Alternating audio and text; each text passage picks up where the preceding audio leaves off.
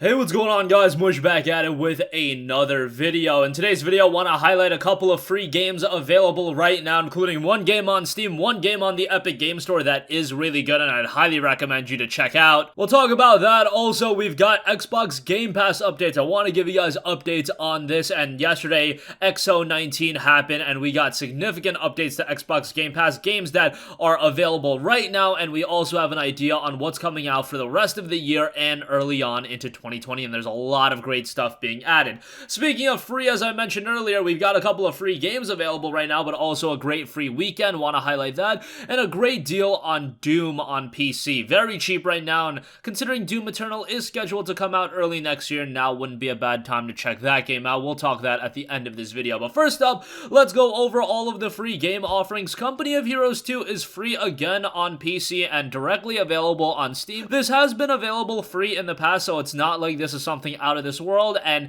some of you guys probably already own the game, but if you don't, Company of Heroes 2 is a great game to have in your library. If you guys are familiar with me, you know that I'm not big into real-time strategy games or strategy games in general, but Company of Heroes 2 was a game that really won me over. I found the game incredibly captivating. Gameplay was solid. It had a pretty good story as well. It was just a really well-made game, and experience the ultimate World War II RTS platform. The Company of Heroes 2 base game gives you access to 2 multiplayer armies. It also comes with a gritty single-player campaign that will give you a chance to familiarize yourself with the series' core tenets, step into the boots of a Soviet commander of the Red Army entrenched in brutal frontline warfare to free Mother Russia from the enemy invaders. Adjust your tactics to take into account the brutal weather conditions and wield the might of the Soviet Empire as you smash your way to Berlin. I also have to say that visually, even though at this point the game is north of 6 years old, it still holds up relatively well. I remember playing this game in 2013 and thinking, damn, like the visuals were really good for a strategy game like this, and considering it's available for free, again, even if you're not big into strategy games, it is one I would recommend.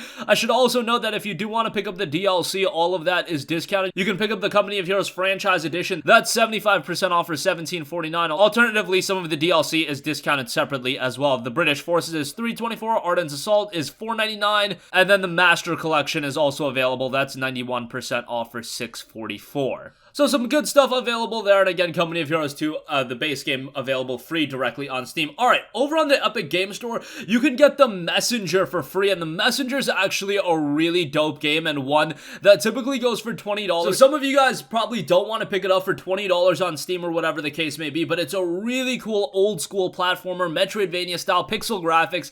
As a demon army besieges his village, a young ninja ventures through a cursed world to deliver a scroll paramount to his clan's survival. What begins as a classic action platformer soon unravels into an expansive time-traveling adventure full of thrills, surprises, and humor. This game was incredibly well received, an 83 on Metacritic, but the Steam user reviews paint an even more positive picture. All-time reviews based on 2,697 user reviews, overwhelmingly positive, 95% positive, and even better when you look at the recent reviews, 122 recent Steam user reviews, and that's 97% positive. If you want more of a challenging, old-school platforming action game, this is going to be right up your alley. Think about something like the old ninja games like Shinobi or whatever the case may be, or just challenging action platformers. I mean, even if you're a fan of like the older Mega Man games, Messenger is gonna be right up your alley, and even though it has this pixel graphics art style, it's also modernized with this incredible use of different colors and whatever, and it's just a great looking game. I know everybody doesn't take advantage of the EGS free offerings, but Messenger is one that I definitely would check out, especially if you are one that these types of games really resonate with you, then even better, because it does this style very, very well. And again, it's available free right now. As far as the free EGS offering next week, that will be Bad North Jotun Edition, so that's something to be excited for as well, but for now, definitely add a Messenger to your library. Alright, moving on from that, I do want to highlight all of the updates coming to Xbox Game Pass. Right now, they just added Rage 2, they added Talos Principle, and they've added a couple of other games. Rage 2 is actually a pretty significant addition, given that that game just came out earlier this year, and we do know for the rest of this year, coming this holiday, Darksiders 3, Vambrance will be added, My Friend Pedro, and Halo Reach is going to be the big game. Outside of that, The Escapist 2 and The Witcher 3 will also be added. Witcher 3 is a pretty significant addition, although based on the imagery they've used, it looks like it'll be the base Witcher 3 game, which that's a little bit of a bummer. I get why they're doing that. They're probably of the mindset from a CD Projekt Red standpoint, hey, Witcher 3 is an amazing game. Let's give this game to them through Xbox Game Pass. They'll like it so much, and then they'll want to buy the DLC as well. I I understand that game plan, but nonetheless, it would have been nice if it was the complete edition. Whatever the case may be, the real major title that's coming to Game Pass this holiday is in fact Halo Reach. That's going to be a huge Game Pass seller for a lot of people. I mean, the game itself is only $9.99 on Steam, so it's not like it's a big investment. However, given that you can get 3 months of Game Pass for just $1, I mean, that's the route to go easily. On top of Halo Reach, you're getting all of the games already available. Rage 2, Witcher 3, My Friend Pedro. I know for a lot of you guys, if you buy games on PC pretty consistently, these games, a lot of them you're already gonna own. However, even if it's 4 or 5 games that you have a decent amount of interest in, then it's worth it. I mean, it's $5 a month after that $1 for 3 months. At the very least, pay the dollar, play Outer Worlds, play Gears 5, play Forza Horizon 4, see how you like it.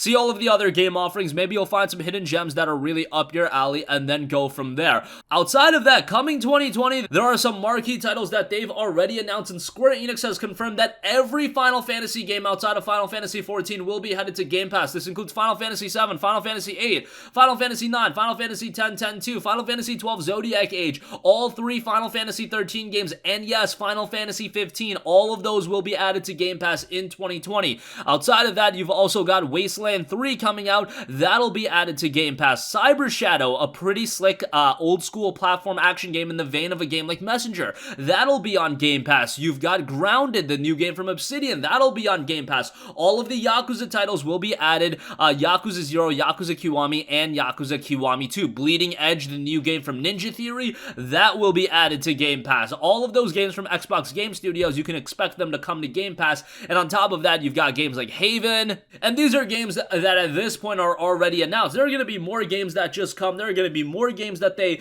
work out deals for. Now, with some games, they do rotate. It's already becoming evident. A game like The Surge will soon be leaving Xbox Game Pass. So yes, games do rotate in and out, but for the Microsoft Studios titles, the expectation is that those will stay for a very, very long time, or probably forever. And then other games will rotate. In my opinion, the service itself is worth it just on the basis of the Microsoft Game Studios title because it is so cheap. And then you throw on games like all of the Final Fantasies, Wasteland 3 is coming, and all of these other games, man, it is just a remarkable deal. And I know I just sound like a shill, but the deal is insane. I know you don't get to own the games, but at the end of the day, when you're paying the price that you are, you could go of the mindset that, okay, I'll pay $1 to use Game Pass for 3 months, and then when Outer Worlds does go on sale, when it's down south of $20, I'll pick it up on Steam so I can own the game as well, whatever the case may be. That's a pretty good route to go, and just one of the ways you could do it instead of, you know, paying $60 for the Outer Worlds. And right now, Outer Worlds isn't even available on Steam. It's available on EGS. So Game Pass is probably the route many people are going to end up going. Alright, lastly,